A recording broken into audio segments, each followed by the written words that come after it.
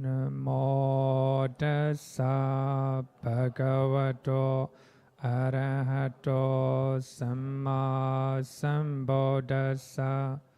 Namo tassa bhagavato arahato samma sambuddhassa. Namo tassa bhagavato Arahato Samma Sambuddhassa. Good evening, everyone.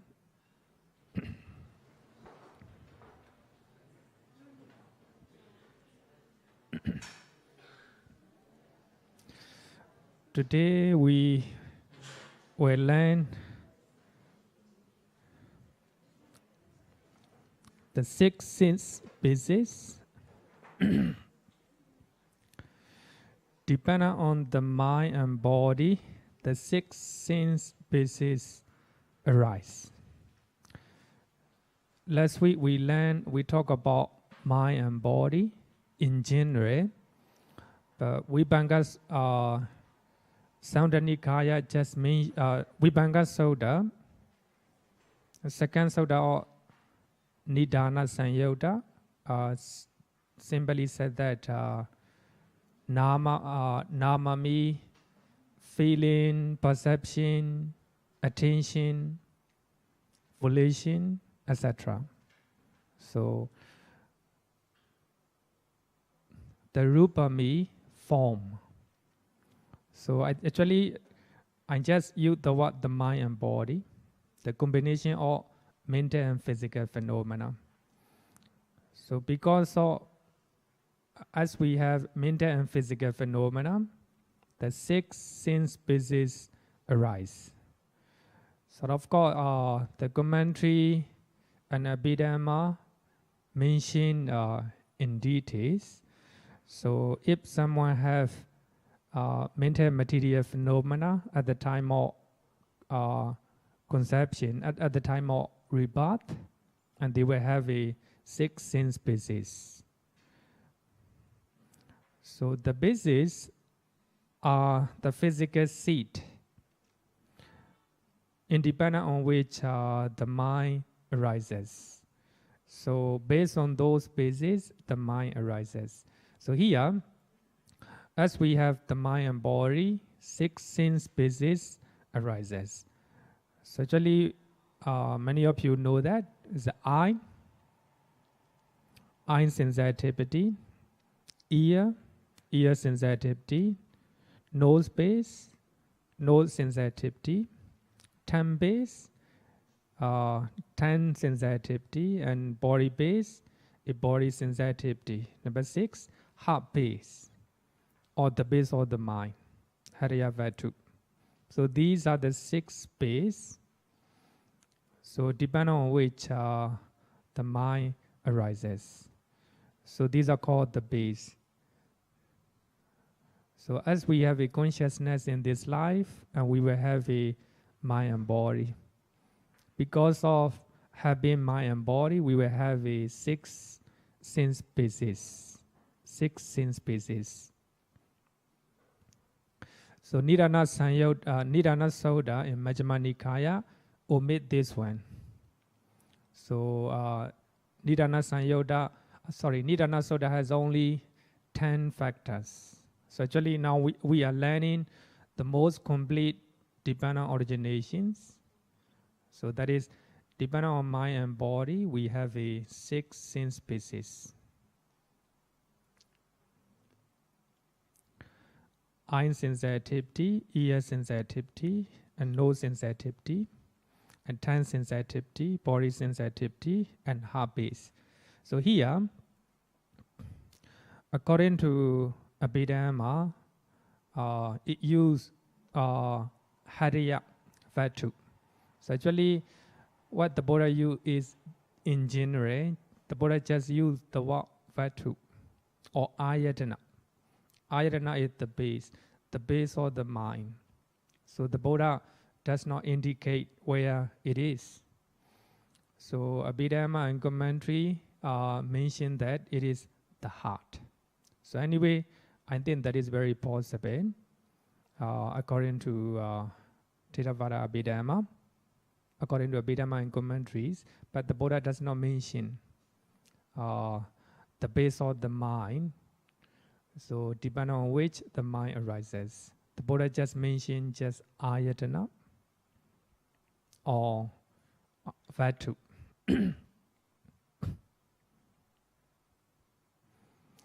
So these 6 bases are embodied.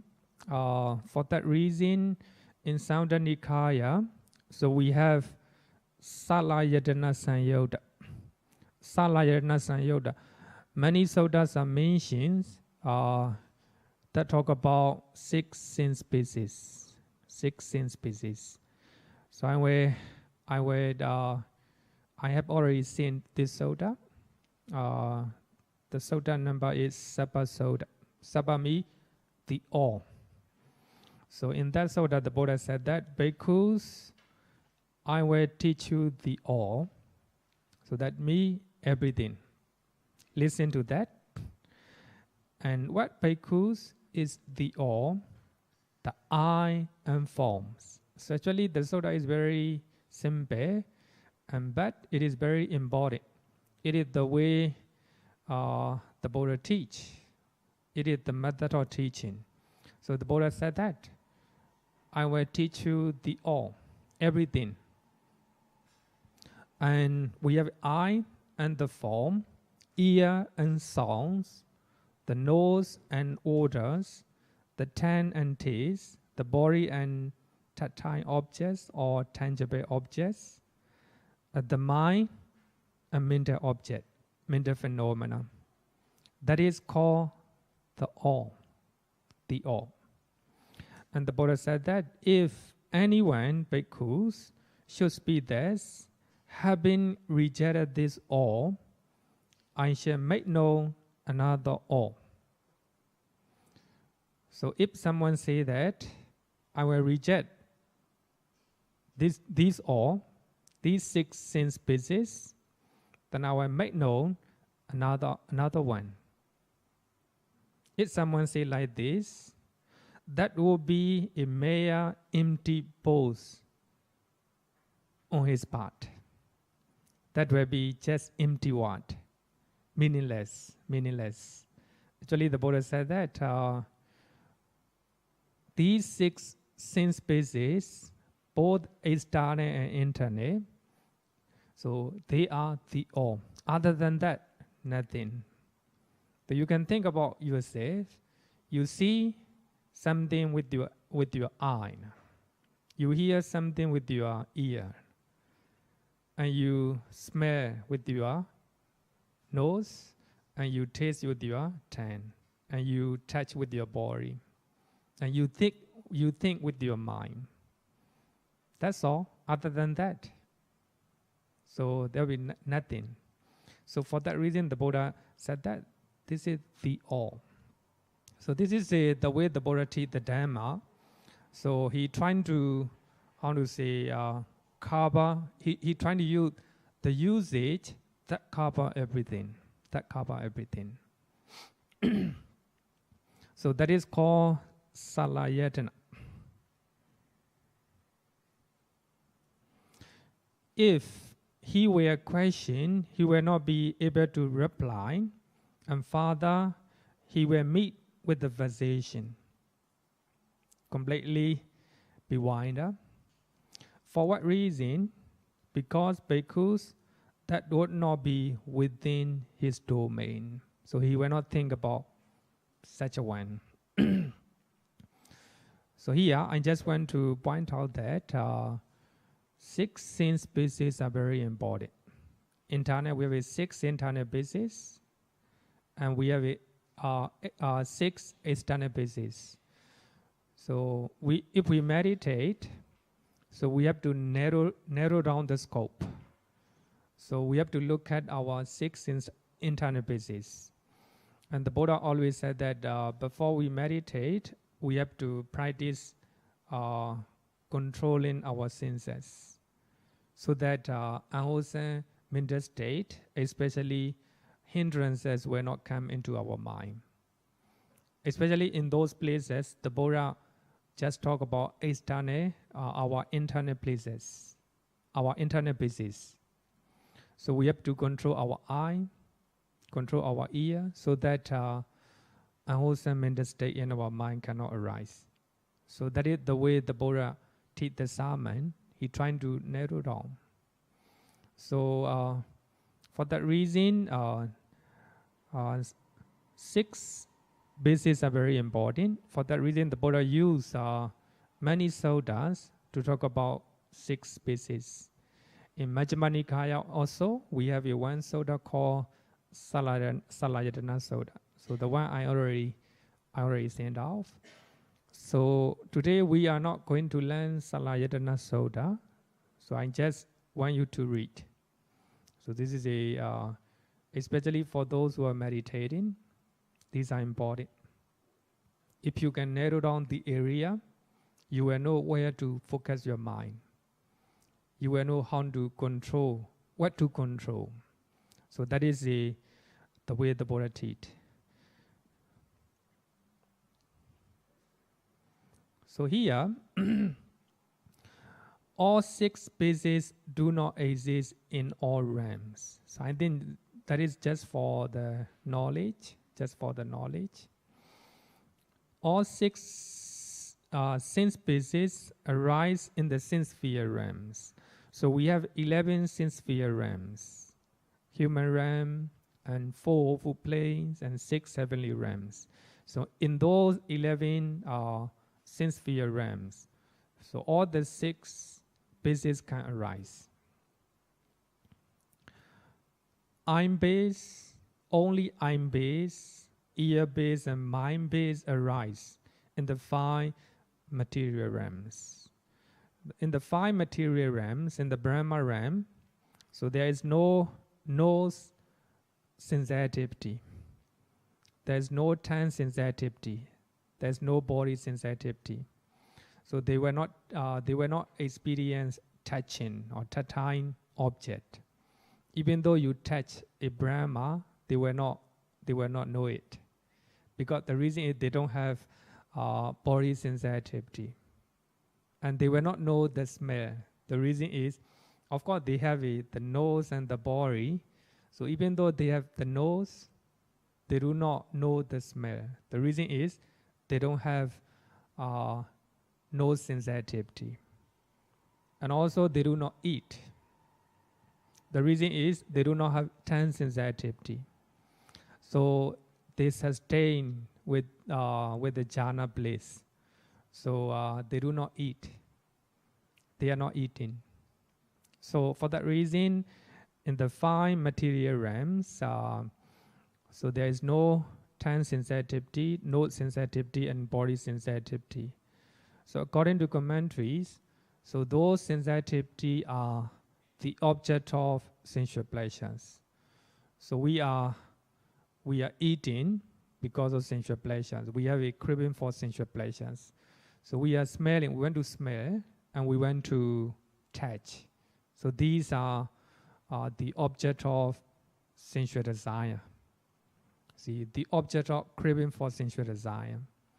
So for the Brahma, they don't have craving for sensual desire. For that reason, they don't have a nose sensitivity, tongue sensitivity, and body sensitivity. So what they have is eye base, eye sensitivity, ear base, and the mind base. That's all. But in the immaterial realms, only mind base alone exist. So immaterial realms, they don't have any material phenomena. What they have is only the mind. So for that reason, you cannot visit immaterial realms. You cannot visit. So this, regarding with the 6 sense bases, I think you have to know at least you have to know this one, just for knowledge. So I think that is more than enough to understand about 6 sense bases. So we have a eye, ear, nose, tongue, the body, and the mind. These are internal bases. And form, sound and smell and odor and taste, and also the tactile object and mind object. So these are external bases. Question? Okay, no question. Very easy. Let's go to next one. Contact or phassa. Depending on the 6 sense bases, contact arises. So as we have a basic 6 bases, contact arises. So the contact arises depending on both the 6 internal and external bases. So this is the well-known suttas, Chachaka Sutta. Depending on the eye and forms, eye consciousness arises. The meeting of the 3 is called contact. Because we have eye and something to see, and because of these 2, and eye consciousness arises. So the meeting of the 3 is called contact. My eye, the form, and consciousness arises. So that is called contact. So according to Abhidhamma, so they arises simultaneously. Eye sensitivity, visible form, consciousness. The meeting of the 3 is called contact.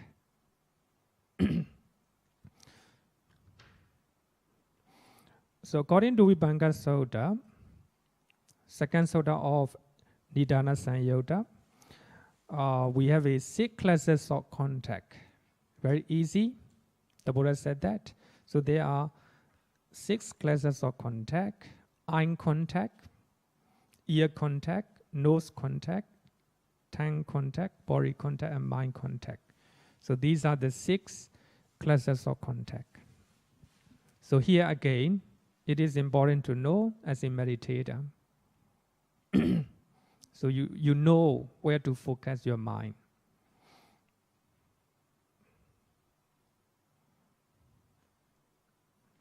This one also easy, I think no need to elaborate. No need to elaborate.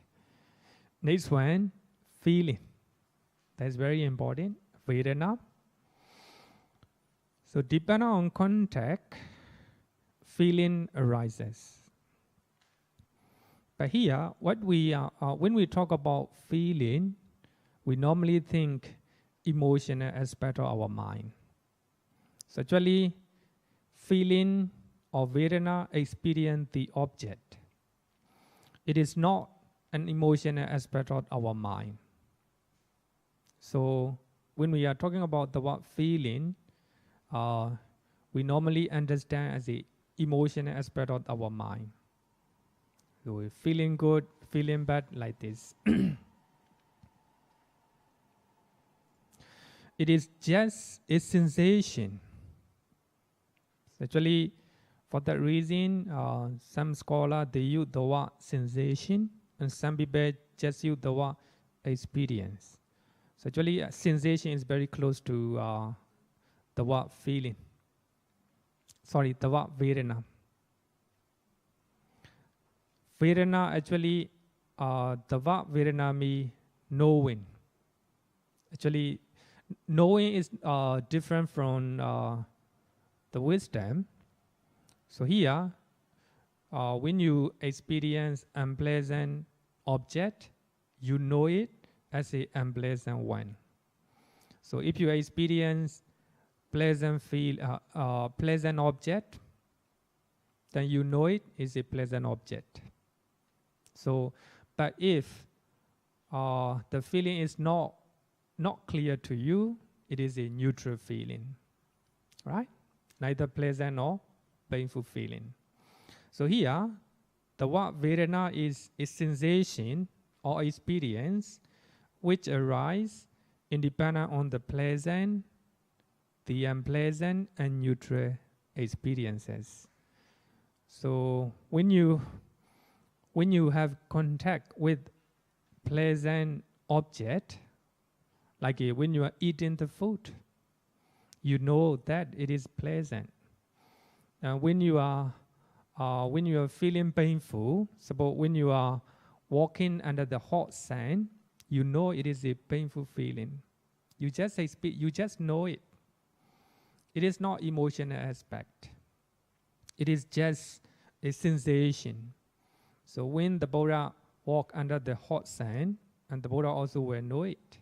That is called vedana, or sensation. When a normal person, a puthojana, walk under the hot sun, and they will have hot experience or hot sensation. But after hot sensation, Arahant and the Buddha, they know it is hot sensation. But as a puthojana, we normally complain, too hot. You cannot take it, you know. After sensation, then craving or like and dislike follow. So that is the difference between Arahant and normal people. So for that reason, if we translate the word vedana as a feeling, it is a little bit dangerous. It is not emotion. It is just a sensation. So when you touch a fire, you know it is very hot. Sensation. Then whether Arahant or a puthojana touch a fire, they will experience a hot sensation. So that is called vedana. So when Arahant eat a good food, and puthojana also eat a good food, they will have the same sensation, a pleasant sensation. Then after pleasant sensation, and the Arahant or the Buddha, they just know it is a pleasant feeling or pleasant vedana sensation. But as a normal people, normally if we do not have mindfulness and wisdom, mindfulness and comprehension in the present moment, then we will have a attachment to it, or we like it so much. And if the food is not good, we don't like it so much, like this, right? It's a dosa, loba and dosa. So actually, whether Arahant and normal person, they will have the same sensation. But the difference is like and dislike, or loba and dosa.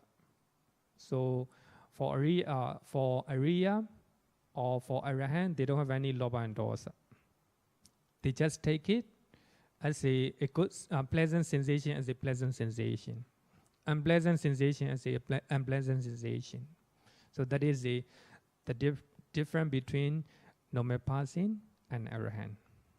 But here I use the word Arahant. The reason just want to give a example, right? Example.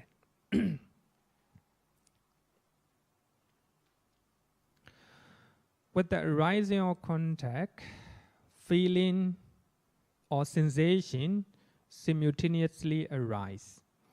So when you have a contact with the hot sun, so you will have hot sensation. So when you are eating a good food, you will have a pleasant sensation. As soon as you have contact, you will have sensation or experience. So that is called vedana. It cannot be stopped by any power or any force or any supernatural being. It cannot be stopped by Brahma or Mahabrahma or the God. So after we have a contact with the object, automatically sensation will arise. It will be pleasant or unpleasant or neutral. It depends.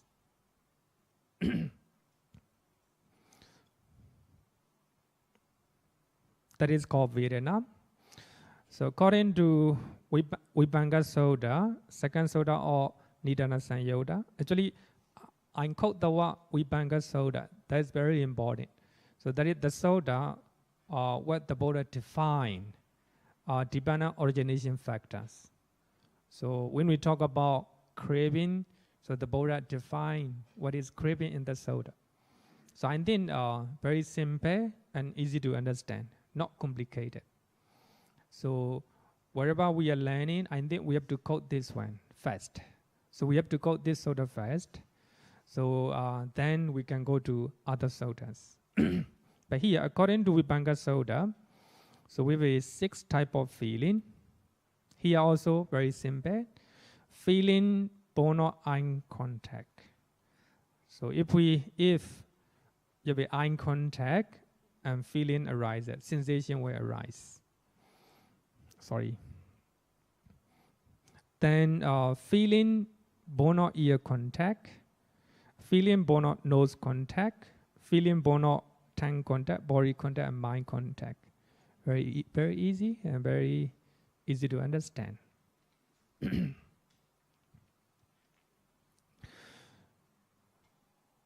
We have a different type of feeling.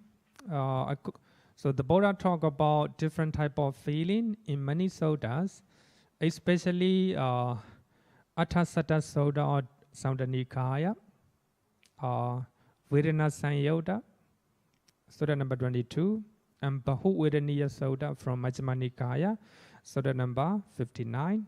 So actually I have already seen all these 2 sutta.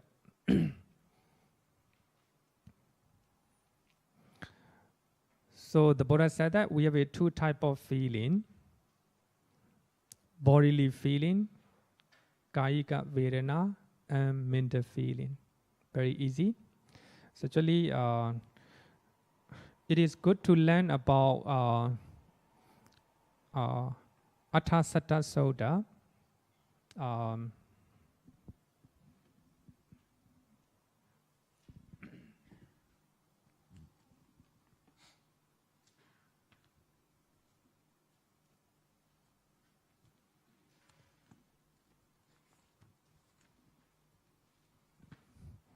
Samdhanikaya, page number 1280.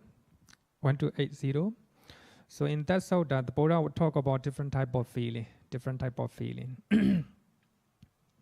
So here, 2 type of feeling, bodily feeling and mental feeling.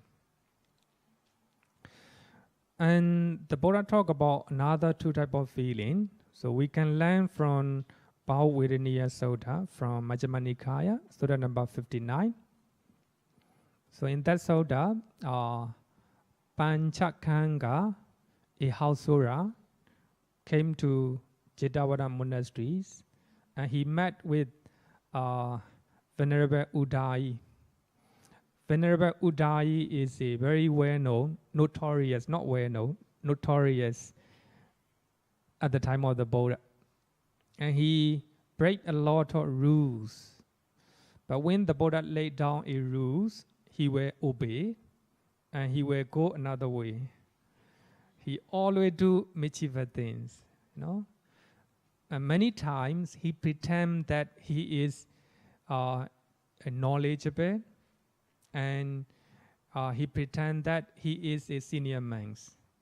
So he will sit down a place, the devotee who do not know him, and they will approach.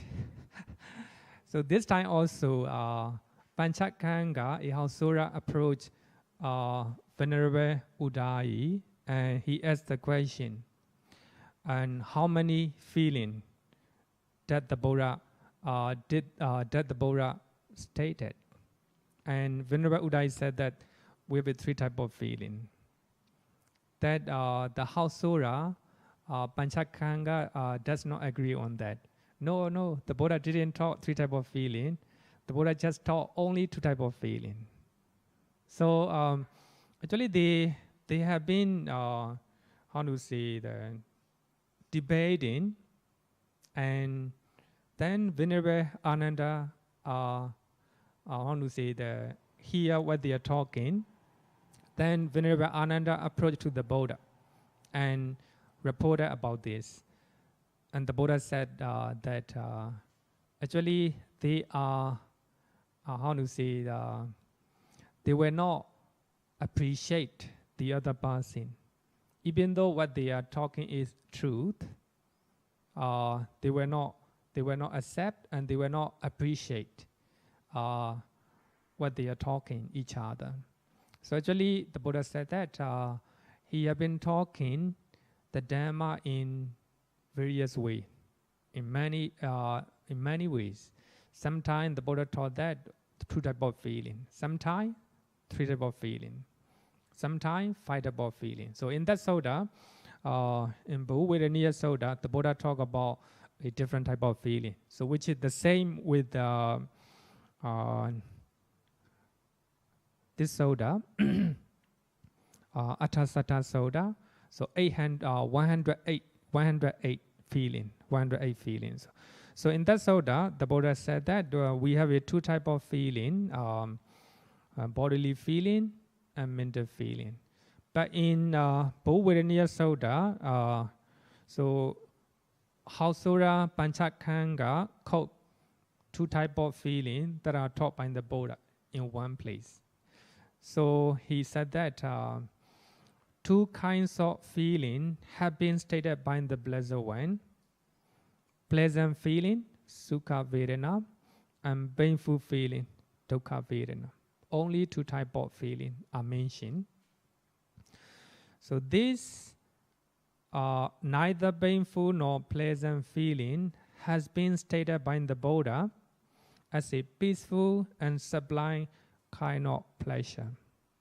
So actually, Venerable Udayi said that there are two type or three type of feeling: pleasant feeling and painful feeling, neither painful nor pleasant feeling. Actually, what he said is correct, but Hausura Panchakanga does not agree on that. Instead, he said that only two type of feeling. Because the reason is neither painful nor pleasant feeling is included in the pleasant feeling. The reason is it is peaceful and it is sublime. For that reason, it is considered as a pleasant feeling. So actually, this Sutta, Father explained why neither painful nor pleasant feeling is included in the pleasant feeling. So we have a three type of feeling: sukha, dukkha, and adokama sukha. So actually, adokama sukha is similar to equanimity, upekkha, right? Three type of feeling. Venerable Udayi said that three type of feeling is correct, right? In many places, the Buddha said that three type of feeling, but Hausura Panchakanga said that only two type of feeling. The reason is upekkha is included in the pleasant feeling, sukha. So the reason is peaceful and it is sublime. So in this Sutta, Bhuvedaniya Sutta, the Buddha said that so we have a 5 causal sensual pleasures. So it is called, if they are pleasant, it is called sukha. But the Buddha said that there is sukha, pleasant feeling, so loftier than sensual pleasures. So that is the first jhana. Then the Buddha keep on talking that other than second jhana is loftier than, higher happiness than the first jhana. So he talked about up to immaterial jhana. But at the end of the Sutta, the Buddha said that if there is no if perception of cessation of perception and feeling, that is considered pleasant feeling. That is considered as the sukha vedana, pleasant feeling. So the reason is in the cessation of feeling and perception, so there is no, even there is no feeling, but it is peaceful, it is sublime. For that reason, so that is called equanimity. So that equanimity is included in the pleasant feeling. So according to Hausura Panchakanga, so what he said is correct. There is only two type of feeling: pleasant and painful feeling. The reason is equanimity is included in the pleasant feeling, but they do not acknowledge each other. They are they're trying to influence the other person. So the Buddha said that. So they are stupid. So he have been stated in many ways. He have been stated the Dhamma in many ways. Sometimes 2 type of feeling, sometimes 3 type of feeling, sometimes 5, sometimes 6, sometimes 80, and sometimes 36, sometimes 108 type of feeling. And please look at the suttas, Sutta Nikaya, page number 1280. So in that sutta, the Buddha talk about 2 type of feeling, bodily and mental. And according to Bhuvedaniya Sutta, 2 type of feeling, but different name. But here is a pleasant feeling and painful feeling. The next one is 3 type of feeling. In terms of sensation, each feeling is subdivided into 3: pleasant feeling, painful feeling, neither painful nor pleasant feeling.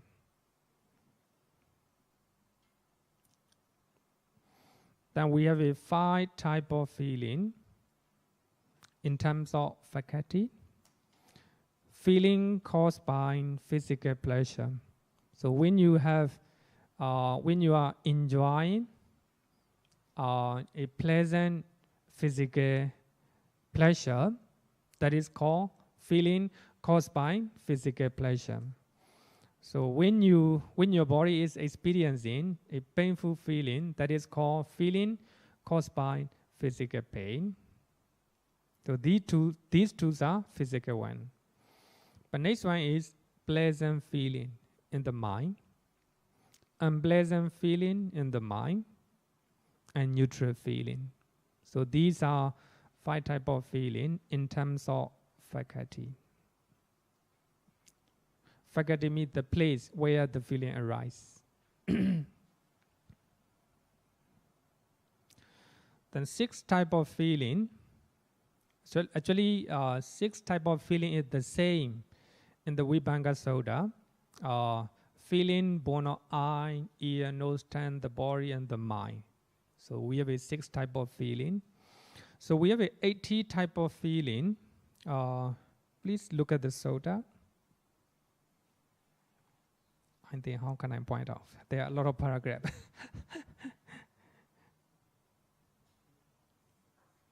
So here,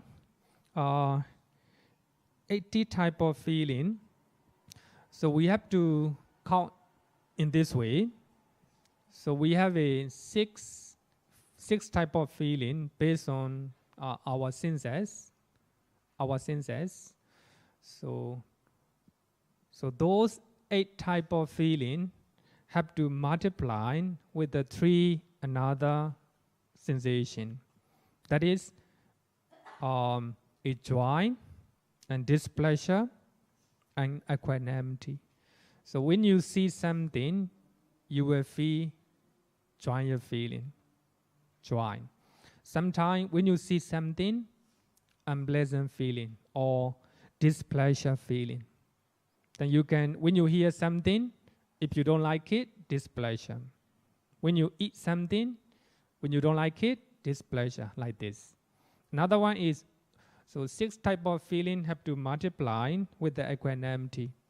So when you see something, you don't have a pleasant joy or displeasure, just equanimous feeling. So we have a 6 type of feeling.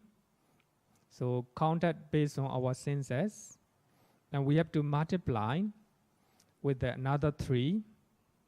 Sometimes we will joy feeling, displeasure feeling, and equanimous feeling. So 6 multiplying with the 3, 80, right? 80. So the reason is I didn't write down in my note because I think when you read the Sutta, it's very easy, very easy. Then now we have 80 kinds of feeling. So those 80 kinds of feeling have to multiply with another 2. The one when you see something, So that is called join based on the household life. Based on the household life. Another one is join based on renunciation. Renunciation, nikkama. But here, household like me is nothing to do with the lay life and nothing to do with the monks. So it me, even as a monk. So if we see something and we feel like a lay person, if we attach it, if we hate it, that is hatred based on household life. Household life. But when we see something, we don't have any lobha and dosa. We don't have any moha. So just mindfulness and wisdom. So that is called join based on renunciation. Renunciation. So you can multiply 80 with the 2.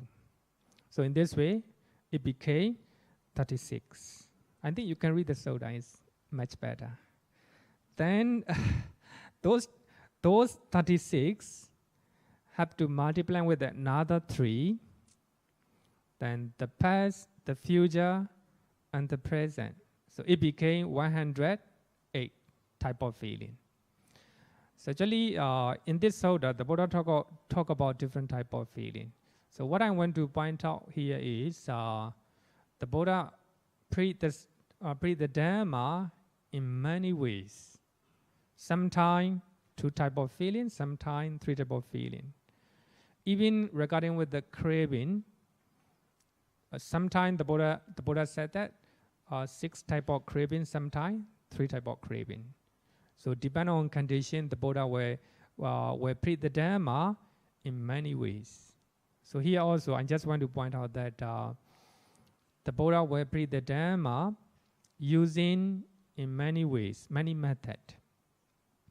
For those who will understand the Dhamma by talking about 2 type of feeling, he will talk 2 type.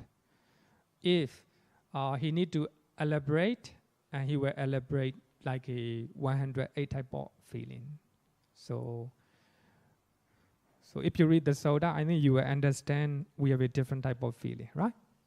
I think that is enough. Question? Okay. Which one?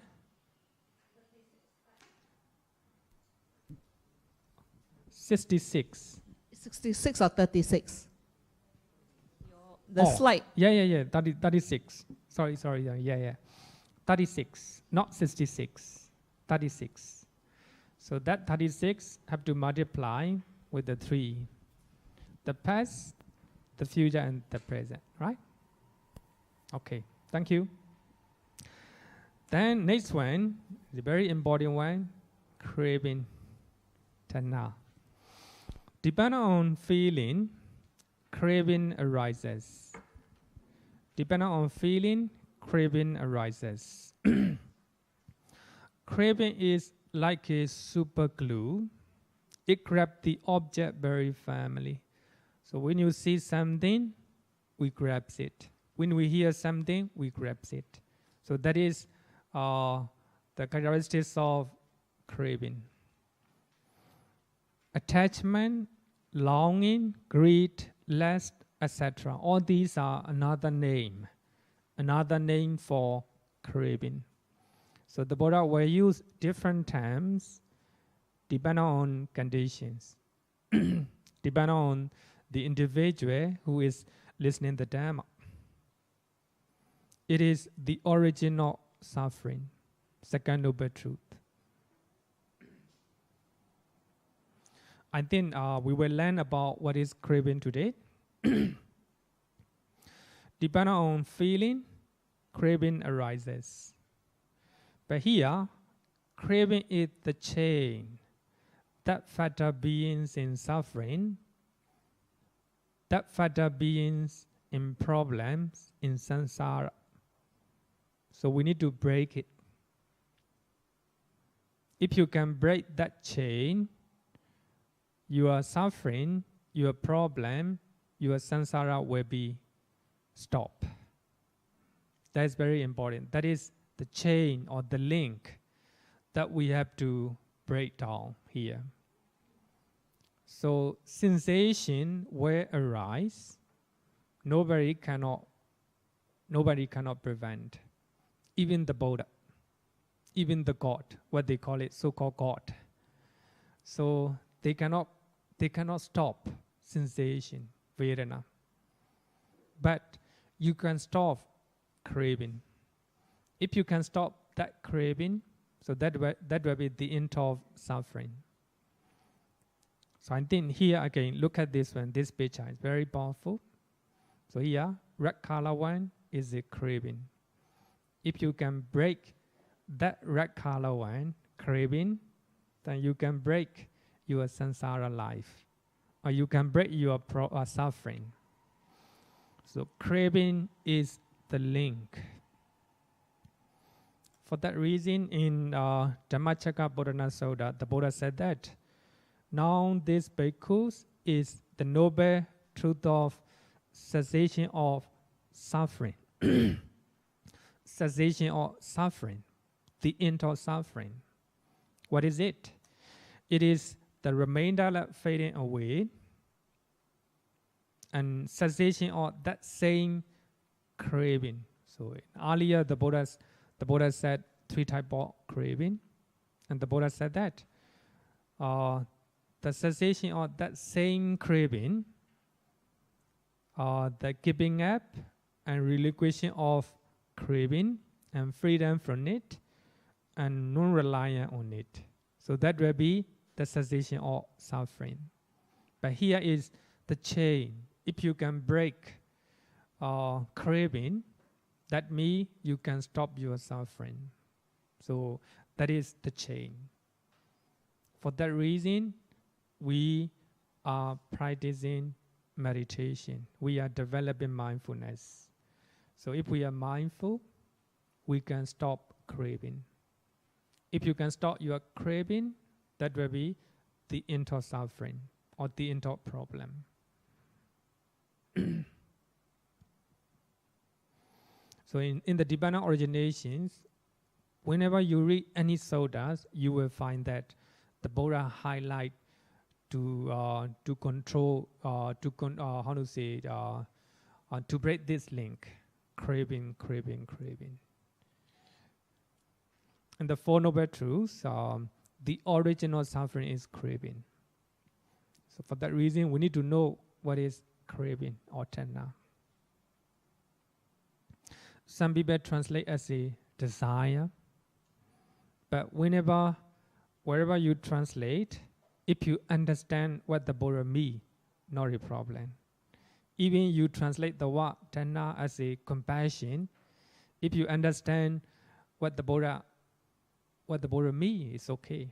So what I mean is some people use the word desire, some people use the word craving, some people use the word attachment or longing or anything. So we have 6 types of craving according to Vibhanga Sutta. So in terms of object, craving is classified into 6 groups. Number 1, craving for form. So you crave for it.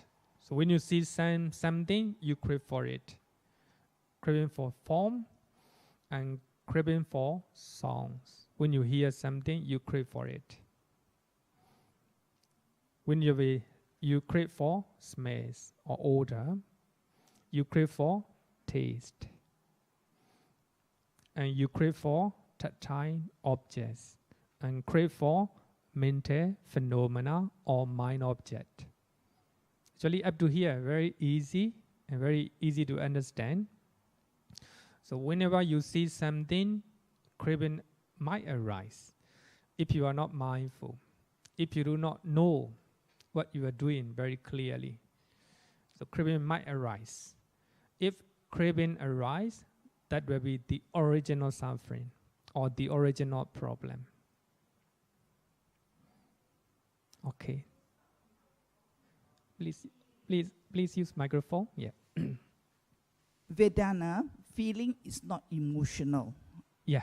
I used to think it's emotional. So what about craving? Would you say craving is emotional or not emotional? You're right. It's the emotional aspect. It's emotional. Yeah, you're right. Okay, thank you. So based on sensation, pleasant or unpleasant or neutral, that your emotion will start to function. You like it or you don't like it. You crave it or like this. So these are, craving is emotion aspect. Bhante, question. Okay. Just now we were talking about Rupa Loka, Okay. where you mentioned that the eye has no craving, the nose has no craving. That's why the eye and the nose and the mind exist in the Rupa Loka. Yeah. Only, But here we no, have craving. actually, eye sensitivity, ear sensitivity, and mind. Only three. Only three. But Yeah. Why these two? Eye, and nose. you mean eye and ear? Yeah, eye and nose. Or eye, or nose and tongue and body. Oh no, sorry. Eye and ear. Yeah, yeah. The Rupa Loka. Yeah, they There's have only eye three. sensitivity, ear sensitivity, And the mind. and mind. That's all. But why only three? Why only these three? Mind is quite clear Yeah, to okay. me. Why eye and ear? Yeah, actually, I will use the commentary explanation or Vedana explanation. According to commentary, to Rupa Brahma, so they have eye to see the Buddha. They have ear to listen the Dhamma. But when they see the Buddha, when they hear the Dhamma, there's no craving. There's no craving. But according to Abhidhamma or commentary, so how to say that nose sensitivity and tongue sensitivity and body sensitivity, these are, as I earlier said, that the object of craving, craving or sensual pleasures. So we actually, according to Abhidhamma, we eat something because of craving for sensual, craving for food. For Rupa Brahma, so they are not eating because they don't have craving for food. And they don't have a craving for smell. Actually, we smell, the reason is, it is the object of, according to Abhidhamma, is it the object of sensual pleasure. Craving for sensual pleasures. The object of craving. And also the body, we touch. Actually, when you are meditating, when you attain jhana, you are not experiencing bodily touch. So all the senses totally block. Only the mind is working. So when you attain the first jhana, so you do not see anything, you do not hear, you do not smell. Actually, of course, the nose is there.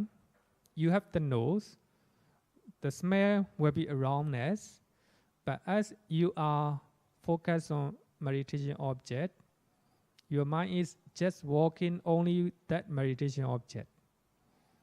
Your nose sensitivity does not work. It totally block. Just like that, even though your body is touching the ground, it may be cold or hot, you do not know it. The reason is your mind is occupied with the meditation, only meditation object. You totally forgot about it. So in the case of Rupa Brahma, they have ear, they have eye and ear and the mind. They can make use of it for the better, to improve their meditation. So Abhidhamma said that they don't have nose, tongue and body sensitivity. The reason is they don't have a craving for sensual pleasures. Okay. So we have a 6 type of craving. So those craving arises depending on senses. It's also very clear. And then Vibhanga Soda, if we learn Vibhanga Soda, is very clear, right? But if we learn the many other sodas, if we learn commentaries, so the Nibbana origination became very complex, very difficult. Right? For that reason, I only come back to Vibhanga Soda.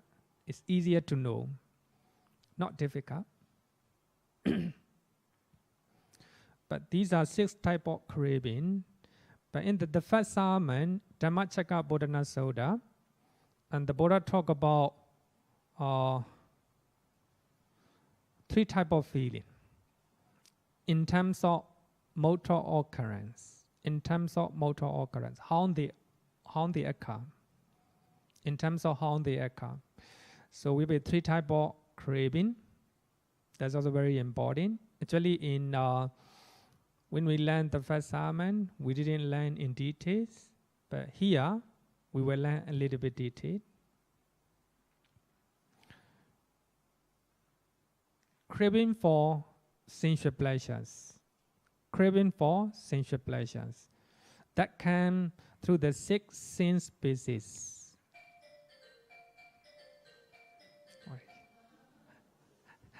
Actually, a link with my computer. Craving for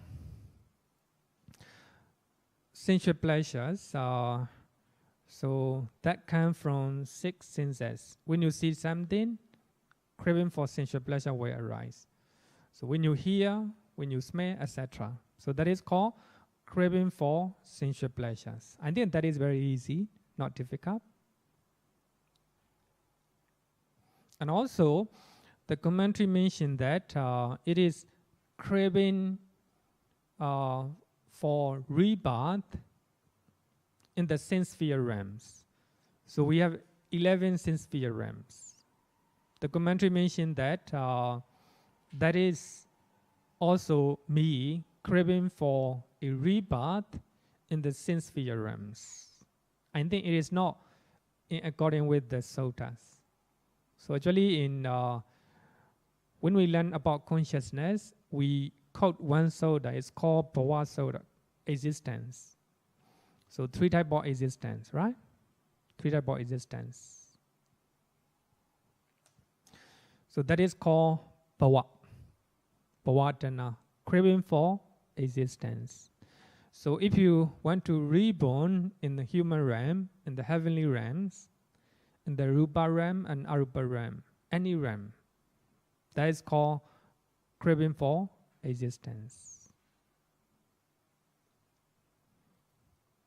But according to Visuddhimagga, actually almost all the commentary follow Visuddhimagga. If they want to define the most difficult part, if they want to define about Nibbana originations and the Four Noble Truths and objects of meditation, they always refer to Visuddhimagga. Learning Visuddhimagga is important. So according to Visuddhimagga, vedana means the craving with the eternity view, sasatta deity, that assume that the same object that you are experiencing to be lasting, to be unchanging, and to be eternal. Suppose you experience a pleasant sensations, but you want that pleasant sensation everlasting. You're afraid that pleasant feeling will change. So you do not know the reality of object or reality of your mind and body. Suppose if pleasant feeling arises in your mind, that pleasant feeling not lasting, it will change. So you do not know it, you do not accept it. So that is called eternity view. When you are experiencing especially a pleasant feeling, so you take it as a, you don't want that one, change to another form. You take it and you grabs it with the loba, with the loba.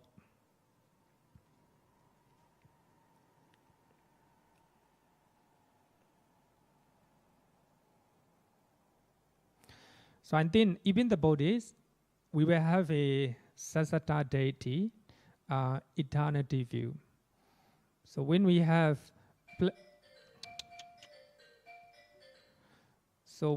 a pleasant experiences in our life, and when we have a happy moment in our life, and we don't want that one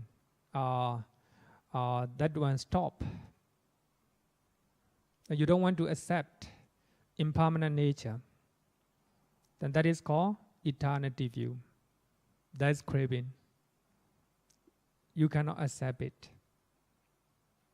You cannot accept the impermanent nature of your mind and your body and everything. Then you crave for it.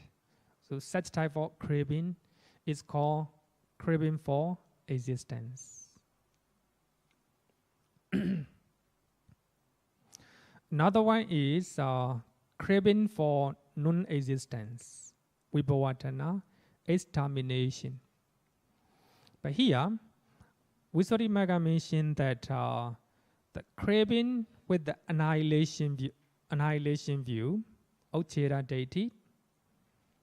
So that assumes that the very object that you are experiencing to break up and stop. Suppose when you experience unpleasant sensation or unpleasant experiences, you don't want it. You don't want it.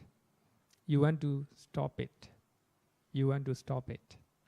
That is craving for stopping or craving for extermination. Because what use the word extermination.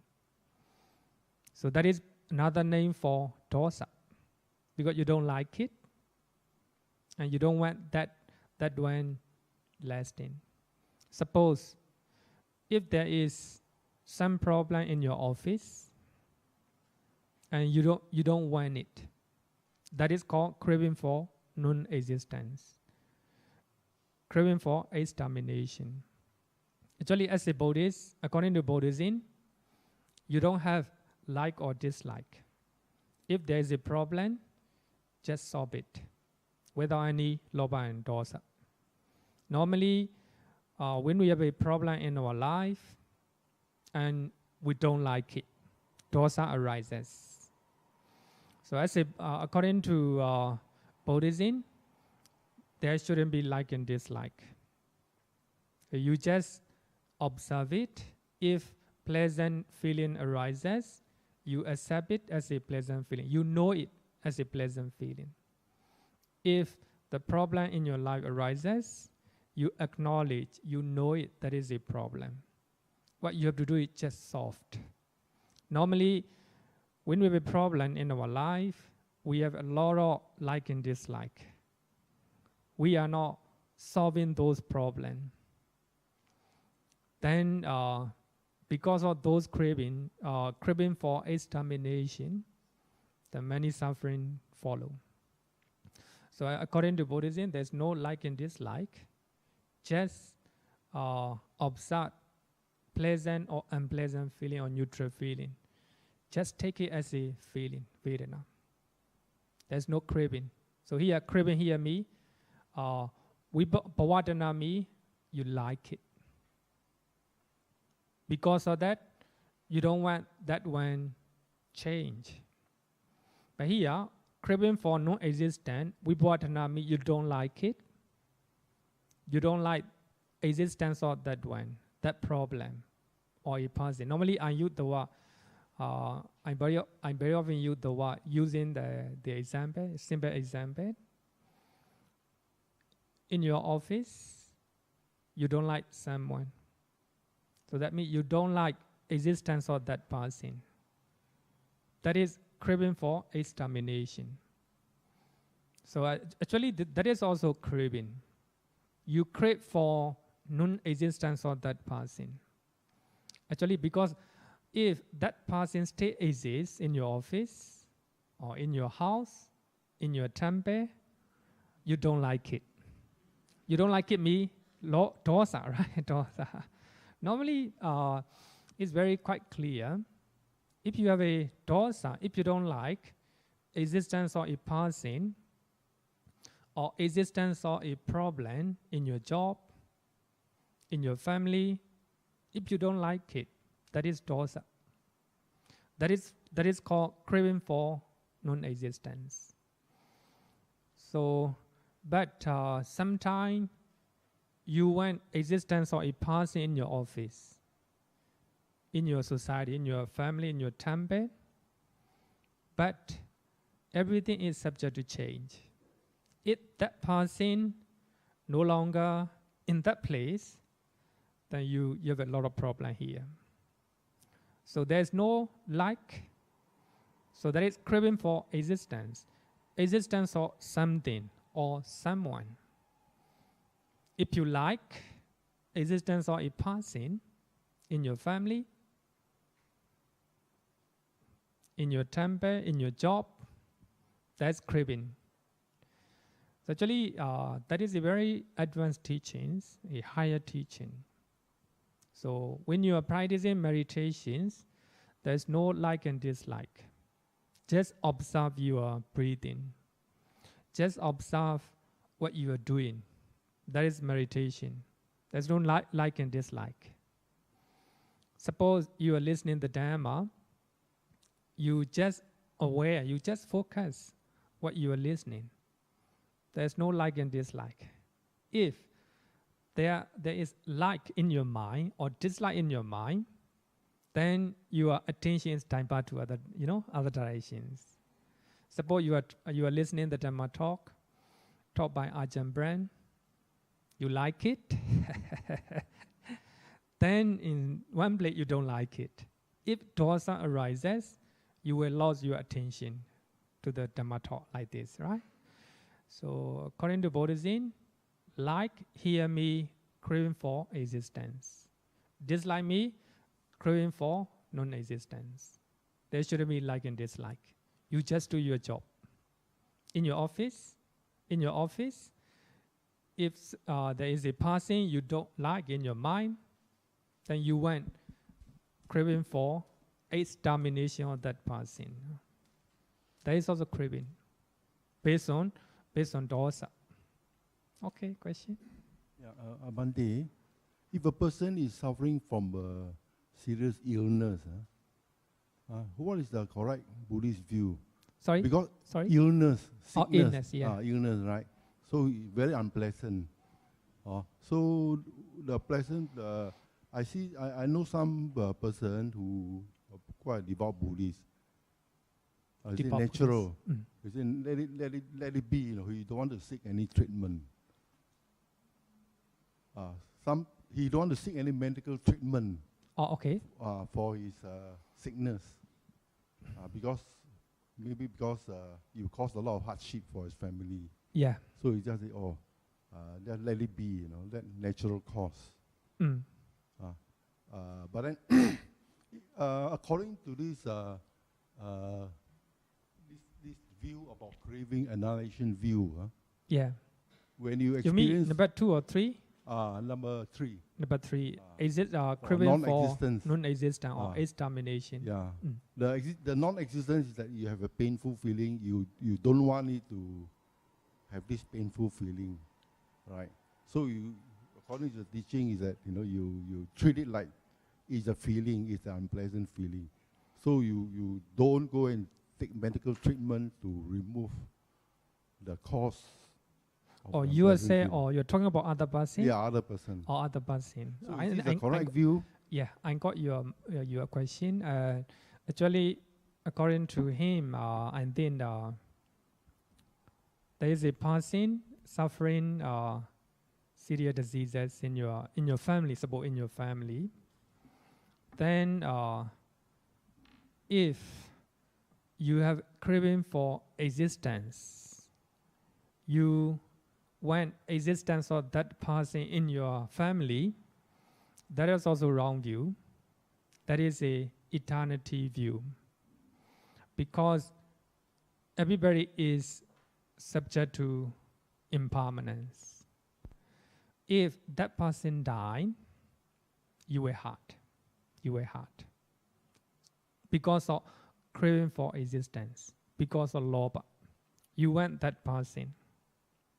But another one, craving for non-existence. You don't want existence of that person. It gives you a lot of problem regarding with the money, time, everything. If you have a craving for non-existence, you mean that means you want that person dying. That is craving for non-existence. You want non-existence of that person because of hatred. So it creates a lot of suffering in your mind. So both craving for existence or non-existence is not good, not good, not good.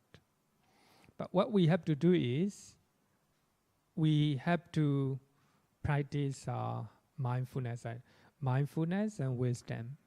So we have to accept the reality of life. If someone is seriously sick in our family, and we have to accept it, and we have to try our best. If you cannot try your best, it's out of your reach, then you try to practice equanimity. Trying not to move your mind. So by thinking that you try your best, I cannot make it more than that. That is called equanimity. So instead of craving for existence or non-existence of that person, you practice equanimity. But you should try your best.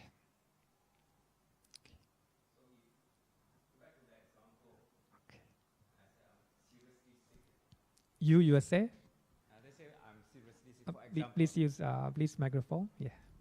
So if I'm seriously sick, for example, Okay. and I take the view that I don't want to crave for existence, refuse to take medication, refuse to take sick doctors' help. Because is that a correct view? Because you don't want to crave for existence. And you just let nature take its course. You know, if I recover, I recover. If I don't recover, it's like equanimity. Is that a correct view? Yeah, actually it's very hard to answer. So suppose you don't want to live, right? You don't want, I mean, okay.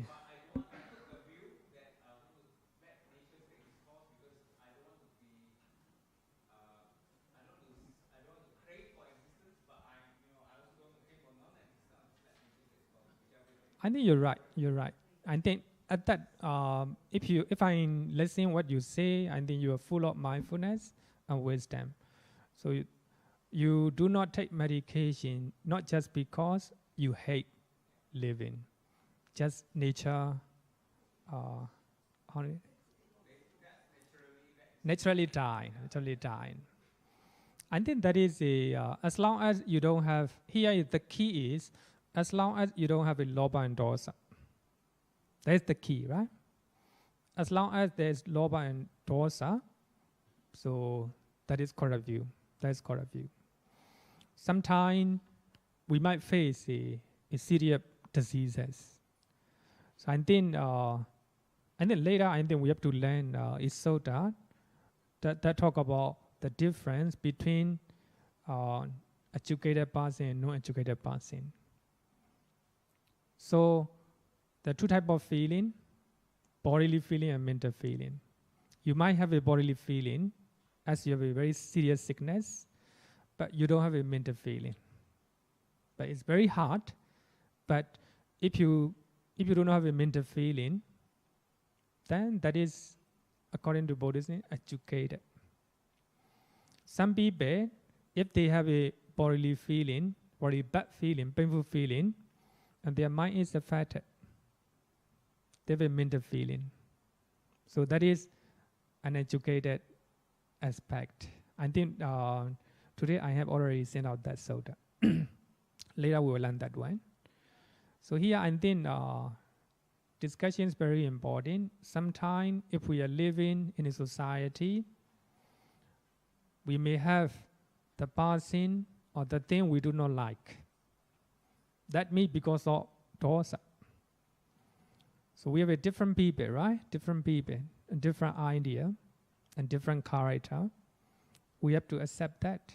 So this is the nature of society. If you have a hatred, existence of that person, that is called number 3, craving for non-existence. Non-existence of that person. And also the problem in your job. If you don't like it, that is because of dosa. You don't have to be dislike to your problem. You just take it as a problem, you just solve it. If you cannot solve it, just accept it. That is thing that I can do my best, right? So that's very important. Sometime in your job, so there is a person you like very much. That person, you will craving for existence of that person. Or thing in your life, a very pleasant thing in your life, you want existence of that one. So that is craving. That is craving. That person or something that you crave is subject to impermanence. If they die or the thing broken, then you feel hurt. For that reason, the Buddha said that craving for existence. Craving is the original suffering. People will die and things will be broken. That is nature. If you don't crave for them, if you don't crave for those things, there's no suffering in your mind. There's no suffering in your mind. But Bhante, Okay. for a person who reject treatment, it cannot be he doesn't have dosa. Sure, he has dosa. Otherwise, you did mention about have you tried? If you have tried and you have done your best, then you have to switch over to the stage of equanimity. But this person who reject treatment, he haven't even tried. He has dosa. Actually here, I think it depends on the conditions, I think. Depends on the conditions. Suppose if in your family you have a monetary, many difficulty, if you cannot afford to do that, right? Someone may decide you do not accept medical treatment. Not just because dosa. No, not just because of dosa. Actually, you have compassion. Instead, you have compassion toward your family. Suppose you have a 5 family, your wife and 4 children. Your children are attending universities and going to schools, have to spend a lot of money. But in your bank account, money is limited. If you take medical treatment, you have to spend all the money, that your family will be affected. Your children have to stop going to school. Then in that situation, then you have a compassion toward your family. So you refuse to take medical treatment. Actually, we cannot say that because of we cannot say that it is a hatred. You don't. You just have a compassion toward your family. No choice. Then you refuse. But if you do so, I mean, if you do out of your own choice, out of your own way, I think there will be no suffering in your mind. Even you will rejoice it. Even you will feel very happy for that. For that reason, many people sacrifice their life, right? they sacrifice their life, even though they have bodily unpleasant feeling, in their mind, I think they're very happy. For that reason, the soldiers, they are fighting for the country. They know that they are going to die, but in their deep in their mind, they have a compassion for their citizens, for their countries. If they have a correct attitude, I think, even they will accumulate But they are equity. more worried about the terrorists rather than the soldier in this case. Terrorists, actually terrorists are, based on the wrong view, based on the wrong view. It will not produce any better for the society. But based on the wrong view, they commit suicide. So actually, we have to look at lobha, dosa, moha. So these are three root or unwholesome actions. So here, Nibbana origination is more advanced teachings. The craving for food is unwholesome here. But in normal level, craving for food that you belong to, not a problem. But when you want to achieve jhana and magga phala nibbana, you have to abandon even craving for food. Not to say craving for your spouse. So actually it is very important. We have to understand different level, right? Different level. But, okay.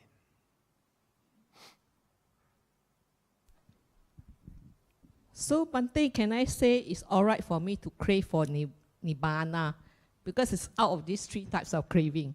Okay. This one is a very well-known question. Craving for Nibbana. Actually, we have two suttas to talk about this. One sutta is from Samyutta Nikaya, another one from Anguttara Nikaya. So two suttas are connected with the Venerable Ananda, not connected with the Buddha. I also, when I read two suttas, I'm very cautious. It's not taught by the Buddha. It's taught by Venerable Ananda. In one sutta, he said that in Anguttara Nikaya, and he said that someone attained enlightenment and became Arahant. Then you want to become like person. You have a desire, craving to be that person.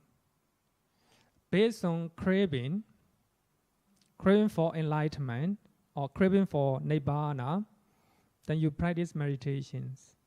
Later, you attain Nibbana. But by that time, there's no more craving. So depend on craving, and you can attain enlightenment. Or depend on craving for Nibbana, then you attain Nibbana. But the moment you're going to attain Nibbana, there's no craving. Then I will give you the same example. So when you are meditating, the image of the Buddha might appear in your mind. You are meditating, breathing meditation. But by that time, the image of the Buddha appear in your mind. The Zen master always say that, kill the Buddha. So actually the image of the Buddha at the time is obstacle or hindrance for your meditations. So just like that, so when you are meditating, breathing meditation, all your attention must be focused on breathing. So by that time, you have desire to attain Nibbana might appear. That is obstacle. So there is no desire to attain Nibbana. Just pay attention to the meditation object. So here, before you meditate, you can have desire to attain Nibbana. That's fine. That's fine. But when you are meditating, all your attention must be focused on meditation object. When you are meditating based on breathing meditations, don't think about Nibbana. If you think about Nibbana, there's obstacle or hindrances. And that's very important. We have to understand in such a way. So in that sutta, Venerable Ananda said that depending on craving for enlightenment, one can attain enlightenment. That's not wrong. That's not wrong. Before you meditate, you can have craving for enlightenment or craving for Nibbana. Another sutta is from Sutta Nikaya. It's called Onnava Sutta. So in that sutta, Onnava Brahmin asked the question. So you always say that. Actually, Onnava Brahmin is talking to Venerable Ananda. So you always said that you have to abandon desire. You have to abandon desire. So only you abandon desire, you will attain Nibbana. And he said that, I do not understand. You can explain with the simile. Then Venerable Ananda said that, suppose, then I will use a current simile. Suppose you want to go to Sentosa Island. You have desire, right? You have desire to go to Sentosa Island. That desire. Then when you arrive Sentosa Island, Sentosa, do you still have any desire? No, right? No, just like that. So the moment you attain Nibbana, there's no desire. If you still have desire to the Nibbana, you cannot attain. So here also again, so when you're meditating, breathing meditation, just focus on breathing meditations. Don't think about Nibbana. So during your meditations, desire to the Nibbana arises very often.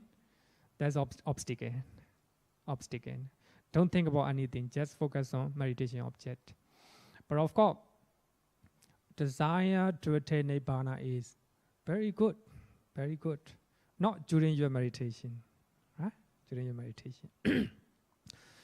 Desire to Nibbana is like, you like it, right? You like it. There's no like and dislike in meditation. There's no like and dislike. Just focus. So when you are meditating on feeling, just observe as a feeling, or whether it's pleasant as a pleasant feeling, unpleasant as an unpleasant feeling. That's all. Don't judge. So this is very good. Like this. There's no judgment, right? No like and dislike.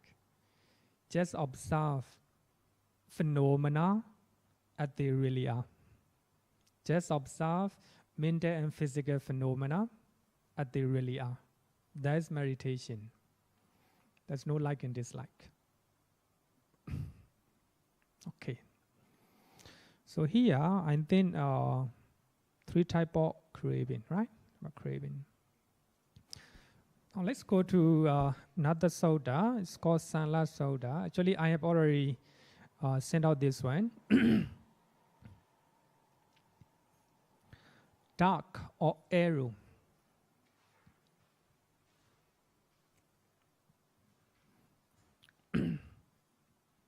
So this sutta explains the distinctions between the uninstructed person or instructed person, or maybe educated or not educated. So according to the 3 verses mentioned at the end of the suttas, it talk about this sutta talk about distinctions between the Arahant and the worldling, Puthojana. Actually, normally we try to compare Arahant and Puthojana. It's quite clear, right? Quite clear. But when you compare with Puthojana and Sotapanna, not much, not very clear, not very clear. The reason is, when you just observe their behavior, it looks like the same. But when you observe the behavior of Arahant and normal Puthojana, it's quite clear. For that reason, Sutta normally is compare, how to say the obvious contract. But according to commentary, here the distinction between the one who practice and realize the Dhamma and the one who does not know. So anyway, we can understand that this is a between Ariya, noble person, and Puthojana.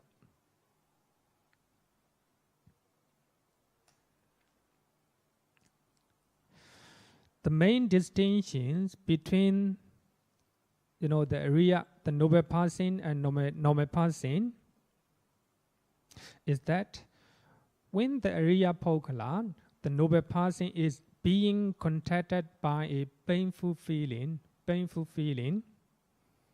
he feels two things: bodily painful feeling and mental painful feeling. Two type of feeling for normal people. For noble person, Ariya Pokala, so when they are being contacted with the same type of painful feeling, he feels only one. That is a bodily feeling. There's no mental feeling, mental painful feeling. So that is the difference between Puthojana and Ariya Pokala. But here also, I think if we read the Sutta, it's a little, it will be clear. I think. Oh, sorry.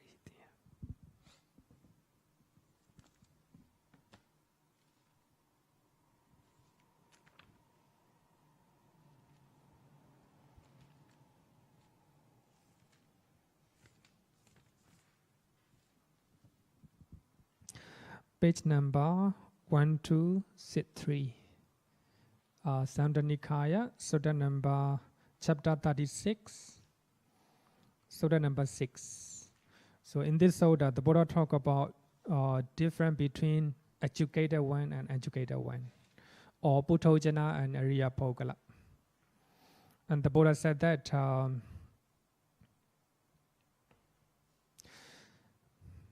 top paragraph.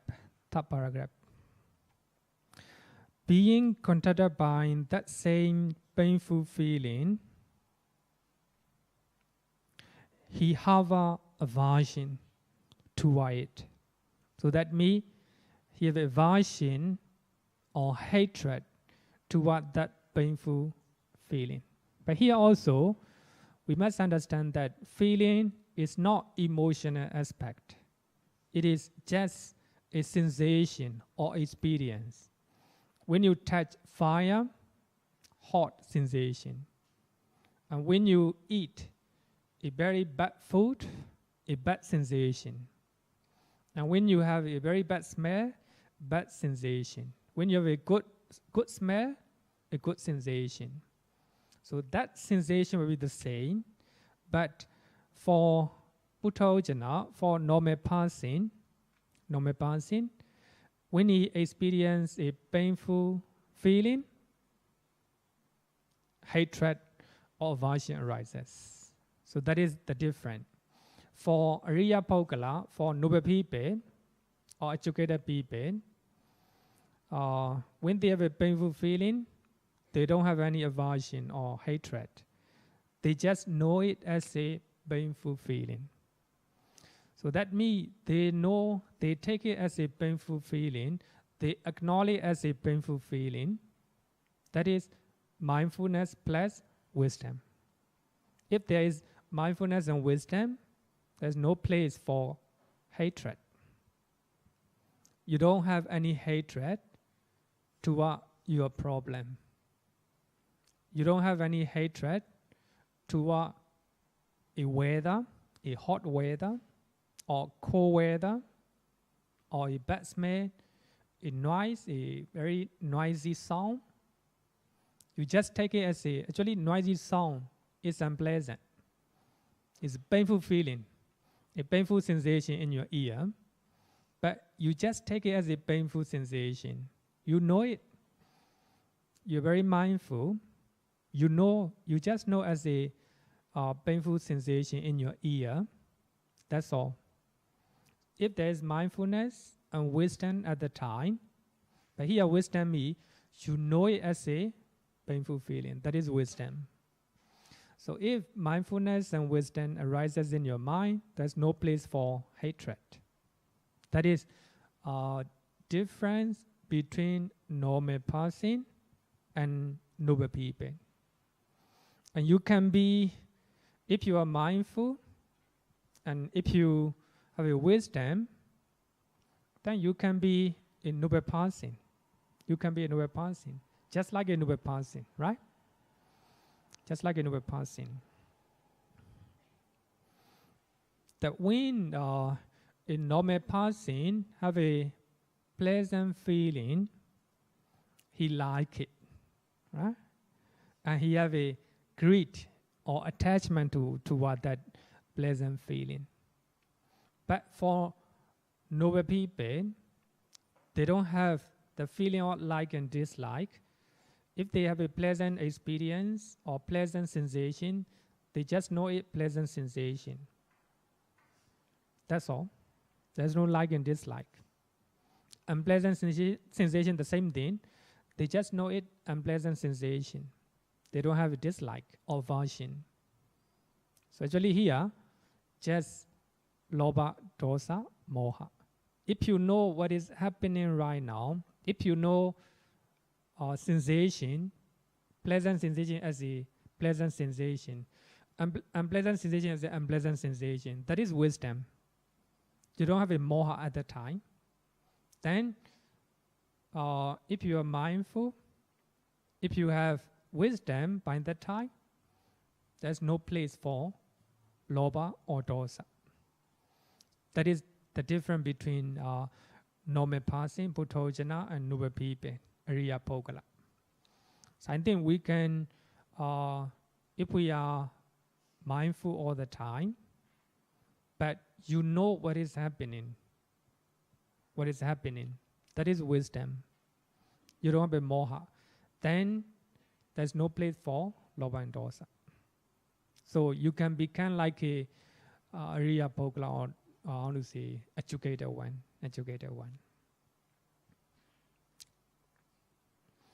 So that is what we call it, underlying tendency. Underlying tendency. In the second, in the same vedana Samyutta, the Buddha said that. So we have three types of underlying tendency. It underline. When a bhikkhu has abandoned the underlying tendency to lust in regard to pleasant feeling. So when we have pleasant feeling, pleasant sensations, we are likely to have lust. We are likely to have a greed. We like it. So here, pleasant feeling have underlying tendency to lust.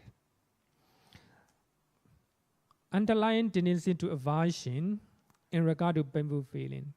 So if we have a painful feeling, we might have actually aversion is underlying.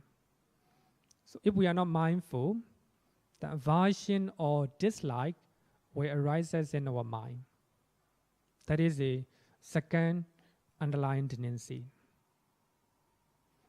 Then the underlying tendency to ignorance, avijja, nusaya, in regard to neither painful nor pleasant feeling.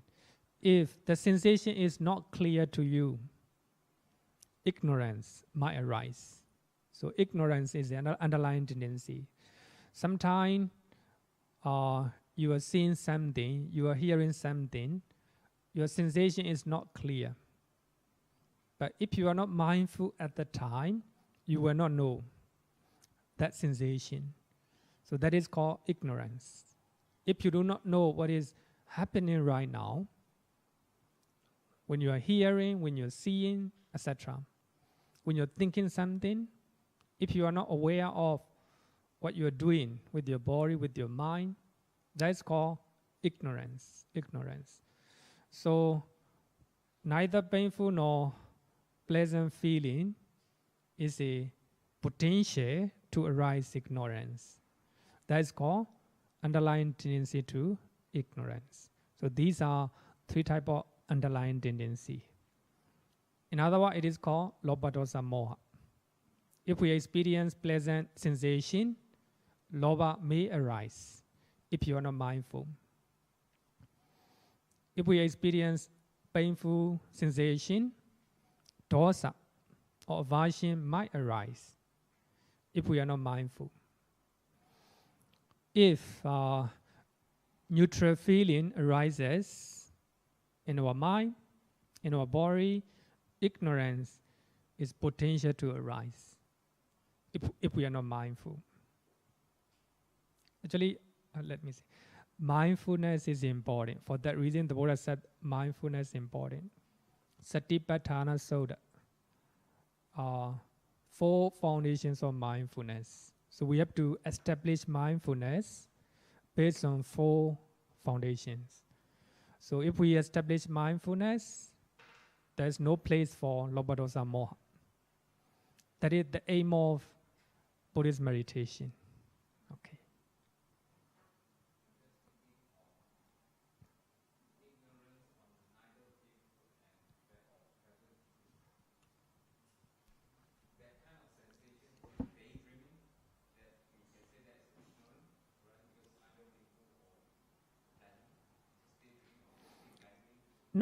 Not daydreaming.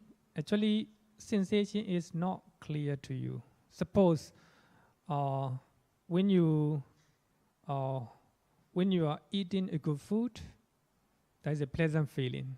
It's quite clear, quite clear. You know it very clearly. Suppose when you are hearing a very big noise, unpleasant, painful feeling, it's very quite clear to you, right? But if you are not mindful, aversion or hatred might arise. But for normal time, your sensation or feeling is not clear. Normal time, wherever you, suppose if you are thinking, your mind may be thinking something, or you will be seeing something, but the sensation or feeling is not very clear. But if you are not mindful by that time, even you do not know what you are thinking. So there will be the time, even we do not know what we are looking. That is ignorance. We are not mindful enough. Suppose I'm in teaching. Actually, my voice is very quite clear, right? Quite clear. Maybe actually sitting down in the class is to listen to the speaker. But if your mind is thinking other things, right? Thinking other things. Actually here, my voice is neither painful nor pleasant. Then ignorance arises. Maybe I will give you another example. It's not clear. So here, neither painful nor pleasant feeling. Suppose you are meditating based on breathing meditation, right? Breathing meditations. Then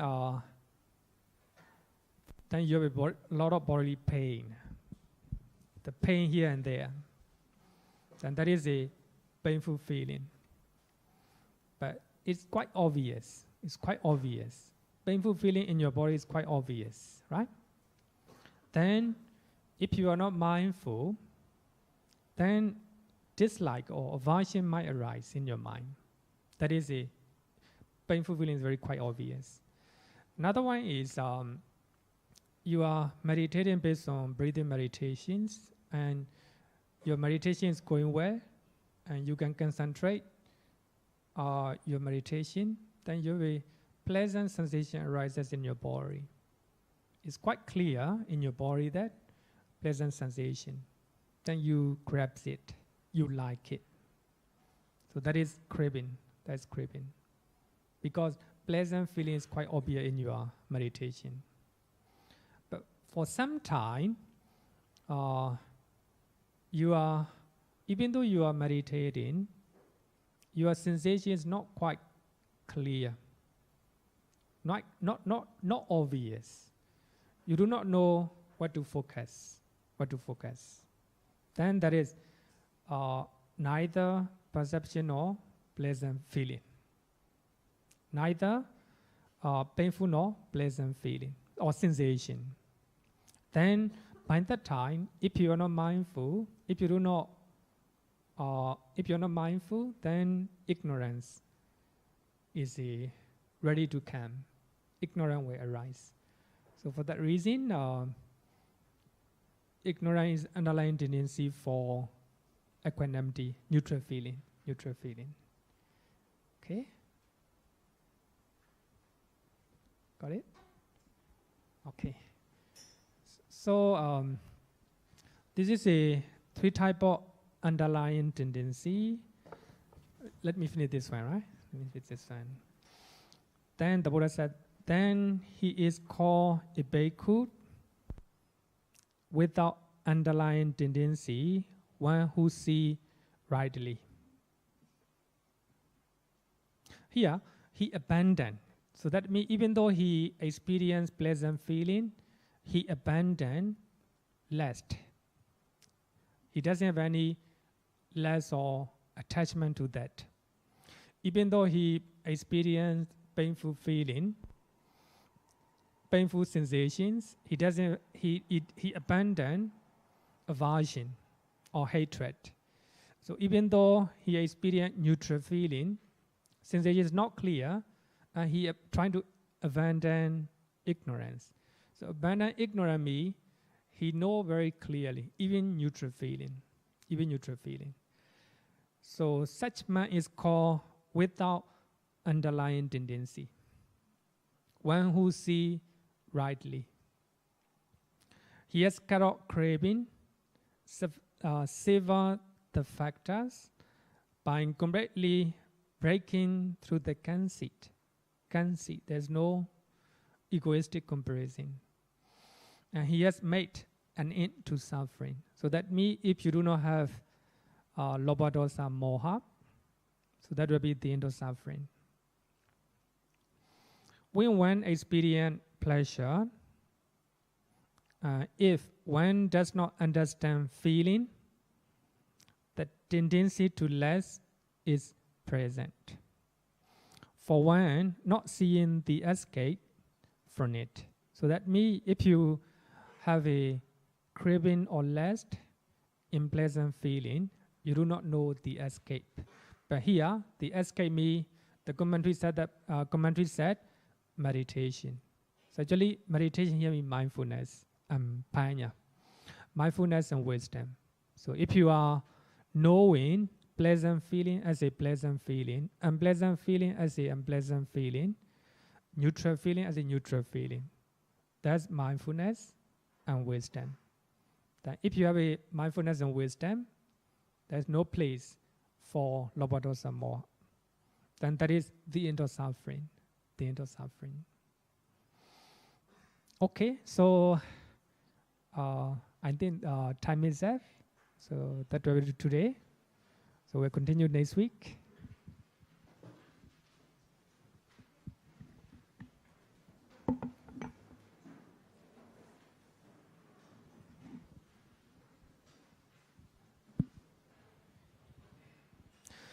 Yo varatam bhavaro manu jesu Sakya muni bhagava gata kecho paragato bala vidya samangi Tan sukatan saranathamupemi raga viraga maninjamasokan dhammama sangata mapatikulan marurami mampagunan suwipatan sangkami mansaranatamupemi yatha jadena mahapalamahu Chatusu susisu purisa yugesu attacha pogala dhammadasate sangami mansara natamupemi. Sadhu, sadhu, sadhu. Good night, everyone.